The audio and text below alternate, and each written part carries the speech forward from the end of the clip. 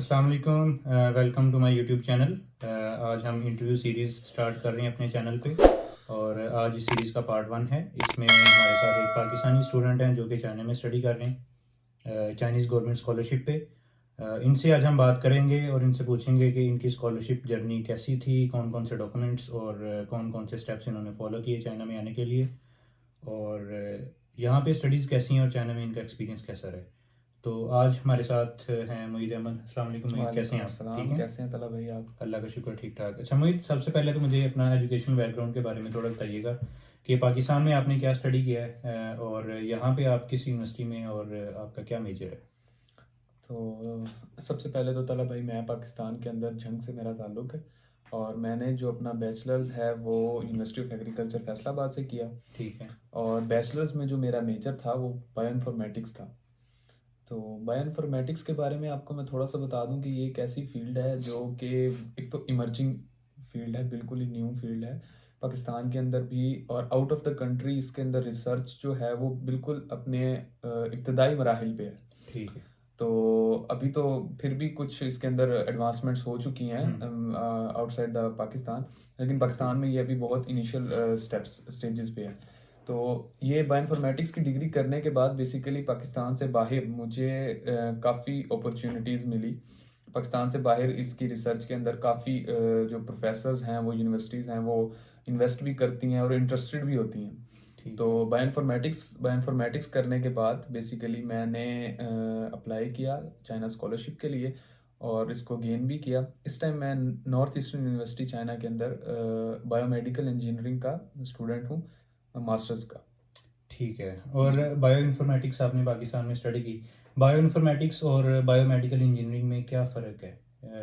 Basically अगर हम basic difference की बात करें तो डिफरेंस है थोड़ा सा। बायो इन्फॉर्मेटिक्स जो है वो डिपेंड करती है कि आपने कंप्यूटेशनली बायोलॉजी को थोड़ा सा प्रमोट करती है।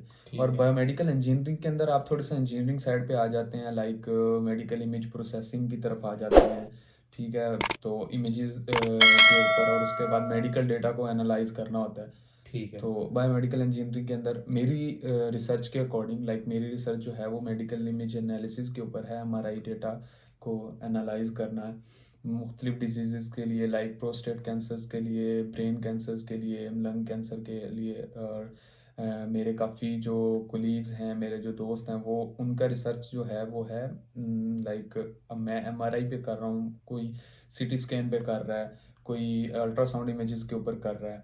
ठीक है, उसके अलावा बायोमेडिकल इंजीनियरिंग के अंदर बायोइन्फॉर्मेटिक्स भी आ जाती है। बेसिकली बायोमेडिकल इंजीनियरिंग एक अम्ब्रेला कह लो और बायोइन्फॉर्मेटिक्स उसके अंडर आती है। मतलब बायोइन्फॉर्मेटिक्स एक सब ब्रांच है बायोमेडिकल इंजीनियरिंग की। ठीक है। तो बायोइन्फॉर्मेटिक्स करने के बाद आप अगर कंप्यूटर एडेड ड्रग डिजाइनिंग और इन चीज़ों के अंदर जाना चाहें तो वो भी बायोमेडिकल इंजीनियरिंग के अंडर आती है। कुछ ऐसे प्रोफेसर्स हैं जो डिग्री टाइटल उनका बायोमेडिकल इंजीनियरिंग ही होता है स्टूडेंट्स का, लेकिन उनकी जो रिसर्च है वो प्योर बायोइन्फॉर्मेटिक्स पे होती है। लेकिन मेरा भी डिग्री टाइटल बायोमेडिकल इंजीनियरिंग है, लेकिन मेरी रिसर्च जो है वो थोड़ी सी इंजीनियरिंग साइड पे, या लाइक कह लो आप के image analysis using different libraries, using different languages like Python, MATLAB etcetera. ठीक है। अच्छा मुझे चाइनीज़ गवर्नमेंट स्कॉलरशिप के बारे में आपको कैसे पता चला और कौन कौन से स्टेप्स हैं? अगर हम ब्रीफली बात करें, स्टेप्स कौन कौन से हैं जो एक न्यू स्टूडेंट को फॉलो करने चाहिए? सबसे पहले तो तमाम स्टूडेंट्स को मेरा जो एक्सपीरियंस और मेरे जो मशवरा है ज़ाती, वो यही है कि जो जब भी स्टूडेंट्स अपने बैचलर्स के लास्ट सेमेस्टर्स में होते हैं, लाइक 7th सेमेस्टर में या 6th सेमेस्टर में, और मेरा अपना भी जो है वो मैंने खुद भी ऐसे ही किया था, जब वो 6th या 7th सेमेस्टर्स के अंदर होते हैं तो उनको चाहिए कि वो जो है अपनी स्कॉलरशिप हंटिंग की जर्नी को स्टार्ट कर दें। ठीक है, क्योंकि ये एक ऐसा टाइम होता है जब हर जगह ही स्कॉलरशिप्स ओपन होती हैं और ऑफ कोर्स आपने बैचलर करने के बाद ही स्कॉलरशिप पे जाना है ना, तो आपने एक साल ज़ाया क्यों करना? बिल्कुल। ठीक है ना। अभी लाइक मेरी बैचलर्स जो है वो जून में ख़त्म हुई और जिस दिन मुझे डिग्री मिली है उस दिन मेरा वीज़ा आ चुका था चाइना का। ठीक है ना, तो मतलब साल नहीं ज़ाया हुआ। ये सबसे इम्पोर्टेंट होता है। ठीक है। तो ये स्कॉलरशिप हंटिंग आपने स्टार्ट कब से की? मतलब अगर आपकी जून में डिग्री एंड हो रही है जी। तो आपने कब से प्रोसेस स्टार्ट करना है और डॉक्यूमेंटेशन कब से स्टार्ट करनी है? आपने प्रोसेस स्टार्ट कर देना है 7th सेमेस्टर। मोस्टली यूनिवर्सिटीज़ के अंदर 7th सेमेस्टर जो है वो सितंबर नवंबर इस टाइम में वो 7th सेमेस्टर में होते हैं। तो सितंबर के अंदर से अपनी जर्नी को स्टार्ट करें। स्कॉलरशिप ज़रूरी नहीं चाइना के अंदर ही, पूरी दुनिया के अंदर जो स्कॉलरशिप्स हैं वो मोस्टली जनवरी फरवरी उनकी अप्लाई की लास्ट डेट्स होती हैं। तो आप अपनी डॉक्यूमेंटेशन कंप्लीट करें सितंबर नवंबर दिसंबर में, और जनवरी फरवरी में आप रेडी हो अप्लाई करने के लिए।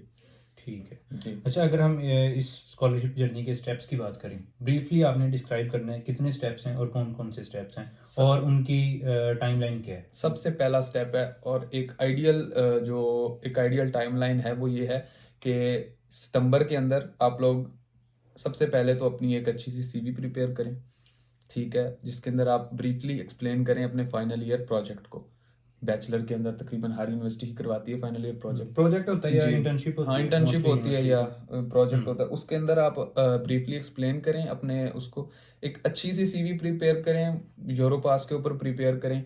उसके बाद आप यूनिवर्सिटीज सर्च करना स्टार्ट कर दें। अब मैं आपको एग्जांपल दे के चलता हूँ चाइनीज गवर्नमेंट स्कॉलरशिप की ही, CSC स्कॉलरशिप की।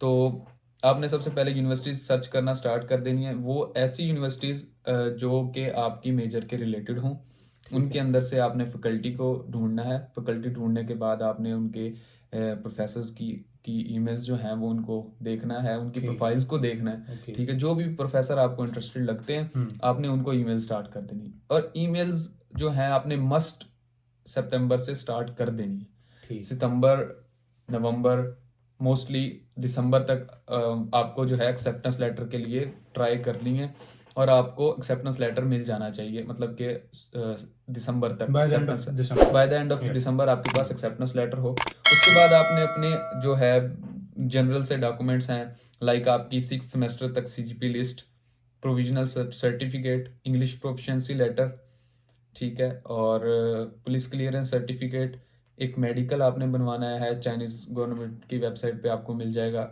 उसका फॉर्मेट भी, ठीक है। ये कुछ जनरल से डॉक्यूमेंट, पासपोर्ट, ठीक है, ये जनरल से डॉक्यूमेंट आपने प्रिपेयर कर लेने हैं। इसके अंदर मोस्टली वन मंथ भी नहीं लगता। ये भी आप कोशिश करेंगे एक्सेप्टेंस लेटर के साथ साथ ही by the end of December ये डॉक्यूमेंट्स आपके पास प्रिपेयर्ड हों, ठीक है। और उसके बाद मोस्टली यूनिवर्सिटीज मतलब हाफ एंड हाफ 50-50 यूनिवर्सिटीज होती हैं। कुछ 50% यूनिवर्सिटीज ऐसी होती हैं जिनकी 31 जनवरी से 15 फरवरी तक लास्ट डेट आ जाती है, ठीक है, डेडलाइन आ जाती है। तो अब आपका वो जिस यूनिवर्सिटी का एक्सेप्टेंस लेटर मिला है, मे बी उसकी 15 दिसंबर हो, मे बी 31 जनवरी हो, मे बी 30 अप्रैल हो, वेरी करती है यूनिवर्सिटी टू यूनिवर्सिटी। तो आपने कोशिश करनी है कि जनवरी, जब मतलब जनवरी आए तो आप प्रिपेयर्ड हो अप्लाई करने के लिए किसी भी यूनिवर्सिटी में, ठीक है जी।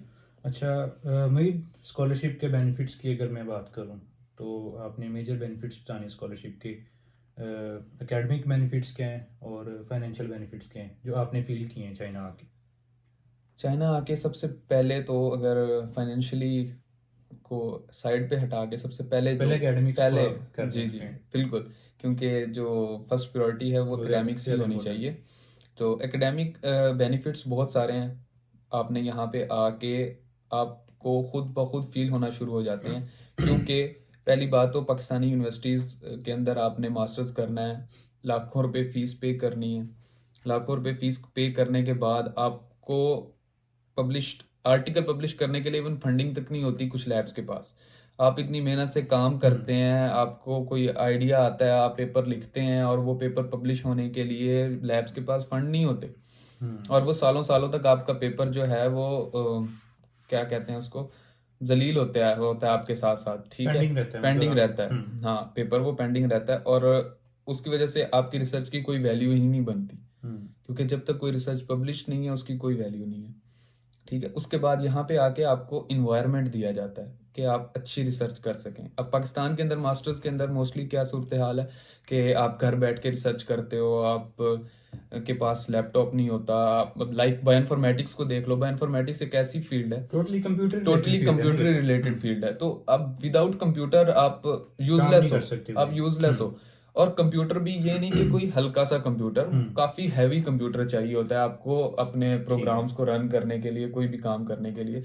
और वो जो एसेसरीज हैं, वो कंप्यूटर्स हैं, वो पाकिस्तानी यूनिवर्सिटीज आपको प्रोवाइड ही नहीं करती। अब यहाँ पे मैं आया हूँ, मुझे अगले दिन ही मेरे प्रोफेसर ने एक बहुत ही अच्छा हाई ग्राफिक कार्ड वाला एक मुझे पीसी दे दिया है, एक लैपटॉप भी दे दिया है कि अगर आपने घर से बैठ के काम करना है, एक 13th जनरेशन लैपटॉप दे दिया है कि आप घर बैठ के काम करना चाहते हो घर बैठ के काम करो, लैब में आके काम करना चाहते हो तो लैब में आके काम करो। तो वो ये मतलब कि अगर इस चीज को देखा जाए तो ये फाइनेंशियली और एकेडमिकली दोनों तरह से ही आपको प्लीज करेगा, हेल्प करते हैं। हाँ प्लीज करेगा कि आपको जो है, और अपील भी करेगा स्कॉलरशिप की तरफ कि ये दोनों तरह से आपको हेल्प आउट करता है। और इसके अलावा अगर फाइनेंशियली बात की जाए तो आपकी ट्यूशन फ्री है, आपको डॉर्मेट्री जो है वो फ्री है, उसके अलावा आपको 3000 युआन जो है तकरीबन पाकिस्तानी 1,20,000 1,25,000 रुपया बनता है, मास्टर्स की तो वो मास्टर्स में आपको मंथली मिल रहा है। तो आई think so it's handsome amount. ठीक है। अच्छा, चाइना में रहने का एक्सपीरियंस क्या है? पाकिस्तान में अभी पहले कभी आप हॉस्टल में रहे हैं या चाइना में आके फर्स्ट टाइम रह रहे हैं? नहीं, मैं और क्या आपने डिफरेंस फील किया यहाँ पे? लिविंग एक्सपीरियंस आपका कैसा रहा? जी, मैं 4 साल यूनिवर्सिटी ऑफ एग्रीकल्चर के हॉस्टल में रहा हूँ। ठीक है। तो लेकिन यहाँ फिर पे तो ज़्यादा मुश्किल नहीं हुई होगी आपको यहाँ पे आके? हाँ, इतना ज़्यादा मतलब फिर भी कुछ आसानियाँ हुई हैं उस हिसाब से, लेकिन फिर भी काफ़ी डिफ़िकल्टी आपको शुरू में करनी पड़ती है। जो सबसे मेन डिफ़िकल्टी है वो फूड की है, क्योंकि यहाँ पे आपको हलाल फूड नहीं मिलता। तो ठीक है। अगर आप अच्छे कुक हैं तो आप सरवाइव कर लेंगे आते ही, लेकिन ये है कि कोई अच्छा कुक नहीं भी है तो आके कुक जरूर बन जाता है। आप कुकिंग सीख के ऐसे या फिर कैसे आपने इस प्रॉब्लम को टैकल किया? इधर ही आके मैंने तकरीबन 1 माह सिर्फ बर्गर पे गुजारा किया, और उसके बाद आहिस्ता आहिस्ता कुकिंग भी सीखी, रोटी बनानी भी सीखी, सारा काम मतलब यहाँ पे आके मतलब अभी आप अच्छे कुक बन गए? जी, आप अच्छे स्कॉलर बनो ना बनो पर अच्छे कुक जरूर बन जाते हो। अच्छे कुक आप बन जाते हैं जी, और आपको बिल्कुल। बहुत सी चीज़ों को मैनेज करना भी आ जाता है। जी, तो ठीक है। और कुकिंग के अलावा आपने यहाँ पे आके जो है अपने इर्द गिर्द के लोगों के साथ, अपने साइंटिफिक करना होता है, सोसाइटी बिल्कुल। के साथ, लाइक आपके सीनियर्स हैं, आपके जूनियर्स जो होंगे आपके साथ जो आपके आते हैं, तो आपने उनके साथ अच्छी कोलैबोरेशन बनानी है, क्योंकि साइंटिफिक सोसाइटी के अंदर अगर आपकी अच्छी कोलैबोरेशन होगी, आपके अच्छी रिसर्च होगी, ठीक है, क्योंकि रिसर्च में आपको एक दूसरे की हेल्प चाहिए होती है। अभी चूंकि चाइना के अंदर जो स्टूडेंट्स होते हैं, चाइनीज स्टूडेंट्स होते हैं, उनको इंग्लिश नहीं आती, जो सबसे बड़ा मसला है। तो अगर आपने अपनी बात किसी से डिस्कस करनी है तो वो डिस्कस करने के लिए भी कोई ना कोई होना चाहिए। ठीक है। अच्छा, लैंग्वेज बैरियर कितना बड़ा बैरियर है यहाँ पे, और कैसे आपको भी फेस करना पड़ा? कैसे फिर आपने इसको ओवरकम किया, या अभी तक फेस कर रहे हैं लैंग्वेज बैरियर? फेस तो अभी तक ही कर रहे हैं, लेकिन लैंग्वेज बैरियर आई थिंक सो बहुत ज़्यादा है, मतलब एक्सपेक्टेशन से ज़्यादा है, आपकी एक्सपेक्टेशन से ज़्यादा है। आप बाहर निकल रहे हो, आप यूनिवर्सिटी के अंदर हो, सब पढ़े लिखे हैं, लेकिन फिर भी किसी को इंग्लिश नहीं आएगी, ठीक है। अगर आपने किसी से रास्ता पूछना है तो आप without translator, without internet survive नहीं कर सकते, ठीक है। आपको महीनों तो नहीं, सालों लग जाएंगे आपको यहाँ पे जो है बेसिक सी चाइनीज सीखने में, अगर आप इसको सीरियस नहीं लेते। तो फिर आप कैसे मैनेज करते हैं लैंग्वेज बैरियर को? कैसे फिर आप टैकल कर रहे हैं? हम अब बेसिकली आजकल तो फिर भी इंटरनेट ने काम आसान किया हुआ है कि आप जो है वो ट्रांसलेटर के थ्रू एक दूसरे से इंटरेक्ट कर सकते हैं। लेकिन उसके अलावा मेरा यही सबसे जो है वो सबको यही अपील है, सबसे माजरा वो मशवरा, सबको यही मशवरा है कि मेरा सबको यही मशवरा है कि सब लोग आते ही चाइनीज़ को अच्छी तरीके से सीखना स्टार्ट कर दें। ठीक है। अच्छा मीत, अब आपकी यूनिवर्सिटी की तरफ आते हैं, नॉर्थ ईस्टर्न यूनिवर्सिटी। कितने कैंपस हैं इस यूनिवर्सिटी के, और कौन कौन से कॉलेजेस हैं यहाँ पे, और कौन कौन सी डिग्रीज ऑफर होती हैं? बेसिकली मेरे यूनिवर्सिटी के 2 कैंपसेस हैं, एक मेन कैंपस है और एक इसका जो है वो सब कैंपस है। सब कैंपस तो नहीं, मतलब दोनों शनियांग में ही है, कुछ डिपार्टमेंट्स एक कैंपस में है, कुछ डिपार्टमेंट्स दूसरे कैंपस में है। ठीक है। तो हाँ, हमारी यूनिवर्सिटी एक इंजीनियरिंग यूनिवर्सिटी है, इसके अंदर इंजीनियरिंग की सारी फील्ड्स हैं। आई डोंट नो, मुझे तो नाम भी नहीं आते, मेट्रोलॉजिकल इंजीनियरिंग और मटेरियल इंजीनियरिंग एंड एवरीथिंग। और बेसिकली जो फेमस हैं वो 2 हैं, बायोमेडिकल इंजीनियरिंग का डिपार्टमेंट है और सॉफ्टवेयर इंजीनियरिंग का डिपार्टमेंट है। और इसके अलावा इसमें MBA बिजनेस के भी कुछ ओके, डिपार्टमेंट्स हैं ठीक है। और फिजिक्स का है डिपार्टमेंट। तो जो लोग इस चीज़ में इंटरेस्टेड हैं वो भी इसको देख सकते हैं। अच्छा, इसमें मास्टर्स और PhD दोनों प्रोग्राम्स ऑफर होते जी हैं जी इन मेजर? बिल्कुल बिल्कुल, दोनों ठीक है, प्रोग्राम्स ठीक है। ऑफर होते हैं। अच्छा उम्मीद, मुझे ये बताइएगा कि कल्चरल डिफरेंसेस ज़ाहिर बात है आपको फेस करने पड़ते हैं जब भी आप किसी दूसरी सोसाइटी में, किसी स्पेशली किसी दूसरे कंट्री में आप मूव ऑन करते हो। कौन कौन से कल्चरल डिफरेंस आपको यहाँ पे देखने पड़े और किस हद तक वो शॉकिंग था? क्योंकि चाइना एक ज़ाहिर बात है कि इस्लामिक कंट्री नहीं है। हम पाकिस्तान से जब चाइना आते हैं तो बहुत सी चीज़ें हमें डिफरेंट यहाँ पे देखनी पड़ती हैं। कौन कौन से डिफरेंसेस लगे और क्या आपने चाइना का कल्चर अब अडोप्ट कर लिया या आप कैसे इसको मैनेज करते हैं? देखें, कल्चर तो ऐसे समझे 180 डिग्री डिफरेंट है। अपोजिट है बिल्कुल। बिल्कुल बिल्कुल ऑपोजिट है हम्म। हमारी सोसाइटी से, हमारे माशरे से, पाकिस्तानी सोसाइटी से। बल्कि मेरा ताल्लुक तो एक गांव से है। हम्म। तो मेरे लिए तो ये बिल्कुल ही जो है वो अनप्लेजेंट एक्सपीरियंस रहा है कल्चरल इनका। तो आपको यहाँ पे आके खुद ही सीधा चलना पड़ता है, ना कोई आपको रोकने वाला होता है, ना कोई आपको समझाने वाला होता है। आपके ऊपर कोई रोक टोक नहीं होती। हम्म। आप कब आ रहे हो, कब जा रहे हो, कहाँ से आ रहे हो, कहाँ पे जा रहे हो, किसके साथ आ रहे हो, किसके साथ जा रहे हो, कोई पूछने वाला नहीं होता। तो ये आपने खुद ही अपने जो है वो अपने रूल्स खुद बनाने होते हैं कि किन रूल्स को आपने फॉलो करना है और किन रूल्स को आपने नहीं फॉलो करना। ठीक है। तो अगर आप उन रूल्स पहले तो अच्छे रूल्स बनाते हो और फिर उनको अच्छे तरीके से फॉलो भी करते हो, तो आई थिंक सो इन कल्चरल जो है वो डिफरेंसेस को आप ओवरकम कर सकते हो। ठीक है। अच्छा उम्मीद, अपनी डेली लाइफ को कैसे मैनेज कर रहे हैं? ज़ाहिर बात है आउट ऑफ कंट्री रहते हुए आपको ट्रैवलिंग भी करनी पड़ती है, कुकिंग भी करनी पड़ती है, अपनी ग्रोसरी भी करनी पड़ती है और अपनी जो सोसाइटी है, क्योंकि आपकी सोसाइटी जो आपके इर्द गिर्द लोग रहते हैं वो सारे पाकिस्तानी तो नहीं है या इंटरनेशनल तो नहीं है, कुछ चाइनीज़ भी हैं। उनके साथ कैसा इंटरेक्शन है और जो अपने डेली लाइफ के जो काम होते हैं उनको कैसे मैनेज कर रहे हैं? बेसिकली यहाँ चाइना में आके आपकी चाइनीज लोगों के साथ इंटरेक्शन इतनी ज़्यादा नहीं होती, क्योंकि यहाँ पे किसी को भी language barrier to language barrier, आप किसी के साथ इतना घुल मिल नहीं सकते, किसी के साथ ना बातचीत नहीं कर सकते। हाँ, बस कोई काम की बात हो तो हो गई। सोसाइटी में भी ऐसे ही है। बाकी आपके पास इतना टाइम ही नहीं बचता कि आप किसी के साथ ज़्यादातर इंटरेक्शन कर सको, क्योंकि आपने ग्रोसरी भी करनी है, जैसे आपने बताया, कुकिंग भी करनी है आपने, मतलब कि सुबह भी नाश्ता करना है, नाश्ते के बाद खाना बनाना है, फिर आपने लैब भी जाना है, लैब का भी काम है, फिर पहले साल कोर्सेज होते हैं उनको भी लेके चलना है। तो ये सारा कुछ जो है वो काफ़ी टाइम कंज्यूमिंग होता है। अच्छा, ट्रैवलिंग का कैसा एक्सपीरियंस रहा आपको? आपने किसी और सिटी में भी ट्रैवल किया है या अगर आप विद इन सिटी ट्रैवल कर रहे हैं तो कौन कौन से मीन्स हैं ट्रैवलिंग के और कैसा आपका एक्सपीरियंस था? ट्रैवलिंग मैंने आउट ऑफ सिटी तो नहीं की अभी तक। हम्म। मुझे खुद 4-5 माह ही हुए हैं चाइना में आए हुए। लेकिन विद इन सिटी बहुत ही कन्वीनियंट है। आपको सबवे मिल जाती है। ठीक है, आपने आते ही सबवे आप अलीपे के थ्रू उसको एक्सेस कर सकते हो ठीक और है। उस सबवे के ऊपर सारी उसके रूट्स एक्सप्लेन किए होते हैं और आप किसी भी तरीके से उनको जो है कहीं भी जाना चाहो तो आप जा सकते हो सब थ्रू सबवे भी। और अगर सबवे वो है सुबह 7:30 ओपन होती है, 10:30 बजे बंद हो जाती है।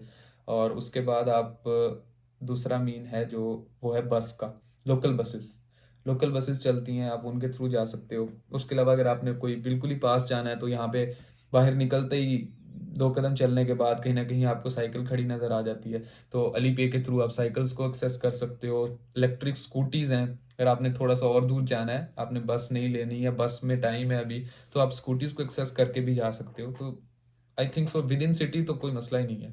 अच्छा मोहित, अगर हम बायो इन्फॉर्मेटिक्स की बात करें स्पेसिफिकली, तो आप किस प्रोजेक्ट पे काम कर रहे हैं और कौन कौन से इसमें इमर्जिंग फील्ड्स हैं या इमर्जिंग इसकी ब्रांचेज हैं जिसमें न्यू स्टूडेंट्स जो अभी बायो इन्फॉर्मेटिक्स के चाइना में आना चाह रहे हैं या किसी और कंट्री में जाना चाह रहे हैं तो उन एरियाज़ को फोकस करना चाहते हैं? कौन कौन से ऐसी अभी इमर्जिंग एरियाज़ हैं? मैं इसके अलावा आपको एक बात बताता हूँ कि जो बायोमेडिकल इंजीनियरिंग है, ज़रूरी नहीं सिर्फ बायोइन्फॉर्मेटिक्स वाले ही उसमें अप्लाई कर सकते हैं। ठीक है। बायोमेडिकल इंजीनियरिंग एक वास्ट फील्ड है। अगर आपकी बैचलर बायोटेक्नोलॉजी में है, अगर आपकी बैचलर कंप्यूटर साइंस में है और आपको अच्छी ग्रिप है इसके ऊपर, किसी भी प्रोग्रामिंग लैंग्वेज के ऊपर, और जो है, अगर आपको इंटरेस्ट है बायोलॉजिकल डाटा को एनालाइज करने में, तो आप बायोमेडिकल इंजीनियरिंग के अंदर अप्लाई कर सकते हैं। बायोमेडिकल इंजीनियरिंग को एज अ न्यू फील्ड आप सोच सकते हैं, ठीक है। और उसके अलावा देखें, न्यू फील्ड्स बहुत सारे, न्यू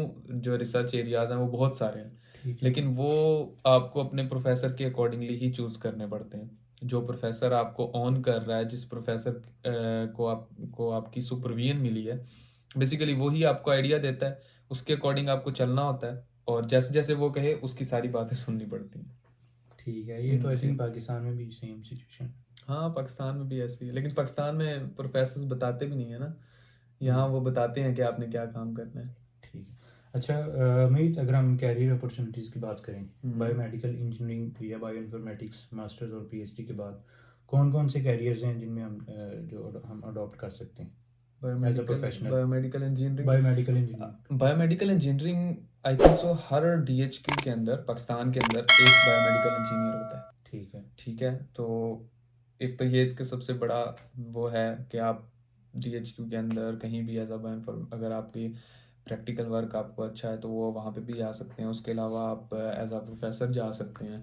उसके अलावा आप प्रोफेसर या टीचिंग फील्ड के अलावा जो है, अगर आपको अच्छी ग्रिप आ जाती है किसी भी प्रोग्रामिंग लैंग्वेज के ऊपर, तो आजकल तो दौर ही प्रोग्रामिंग लैंग्वेज का है, आप उसके थ्रू कुछ भी कर सकते हो। तो ये कोई मतलब बिल्कुल कहीं कोई कंप्रेस्ड फील्ड नहीं है।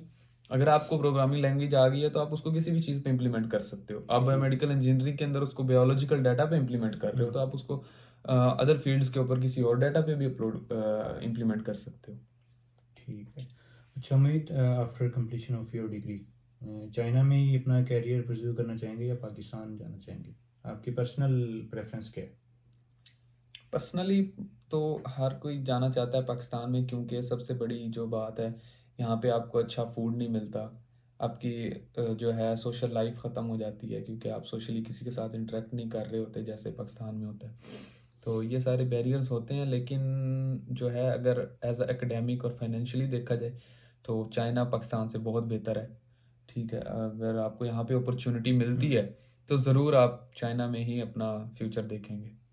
अच्छा, जो अभी न्यू स्टूडेंट्स हैं स्कॉलरशिप के लिए अप्लाई करना चाह रहे हैं, क्या उन्हें आप टिप्स देंगे और कौन से डूज एंड डोंट्स आप समझते हैं स्कॉलरशिप एप्लीकेशन के जो हमें फॉलो करने चाहिए ड्यूरिंग आवर एप्लीकेशन?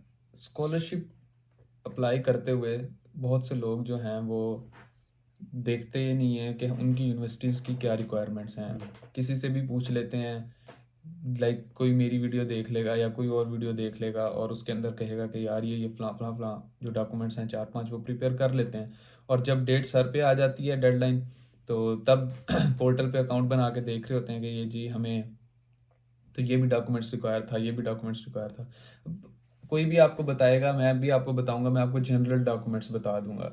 अब उसके अलावा भी हर यूनिवर्सिटी की कोई ना कोई अपनी रिक्वायरमेंट होती है, ठीक है, किसी की हो भी सकती है, किसी की नहीं भी हो सकती। ठीक है। तो इसलिए बेहतर है कि जब भी आप अपनी यूनिवर्सिटी को, किसी भी यूनिवर्सिटी को सिलेक्ट करें, उसकी स्कॉलरशिप्स वाली पोर्शन को, उसकी वेबसाइट को कम से कम 10 से 15 दफ़ा एक्सप्लोर करें, उसके अंदर तक जाएं कि कहीं से आप अप्लाई करते हुए कुछ मिस ना करें, क्योंकि अगर आज जितना अच्छे तरीके से आपने अप्लाई किया होगा, आपके चांसेस उतने ज़्यादा होंगे। और पैशनेट होके अगर आप अप्लाई करेंगे तो ज़रूर आपको जो है वो स्कॉलरशिप मिलेगी। ठीक है। अच्छा, बहुत सारे स्टूडेंट्स के ये क्वेश्चन होते हैं कि कौन कौन सी चीज़ें हैं जो एक स्कॉलरशिप कमेटी जब एप्लीकेशंस रिव्यू करती है, वो कौन कौन सी चीज़ें हैं जिन पे वो ज़्यादा फोकस करते हैं? लाइक आपकी एकेडमिक्स है, आपके को करिकुलर या एक्स्ट्रा करिकुलर एक्टिविटीज़ हैं, आपकी सीजीपीए है, या आपकी स्पोर्ट्स एक्टिविटीज़ हैं, पब्लिकेशन हैं, साइंटिफिक वर्क है। तो कौन सी वो टॉप 3 आप चीज़ें रिकमेंड करेंगे स्टूडेंट्स को कि इन पे ज़्यादा फोकस करें, ये ज़्यादा काउंट होती हैं during your evaluation in application process? तो सबसे पहले मैं जो सबसे ज़्यादा मैं रेट करूँगा आपका रिसर्च वर्क। अगर आपकी इंटर्नशिप है या फाइनल ईयर प्रोजेक्ट है, ठीक है, या फिर आपने कोई पेपर पब्लिश किया हुआ है या आपका कोई पब्लिश्ड वर्क है, तो सबसे ज़्यादा उसकी वैल्यू है। ठीक है। आप अगर आपने कोई फाइनल ईयर प्रोजेक्ट किया, इंटर्नशिप किया, आप उसको किस तरीके से प्रेजेंट कर रहे हो एप्लीकेशन कमेटी को, ये सबसे ज़्यादा मैटर करता है। दूसरी चीज़ है आपका इंटरव्यू।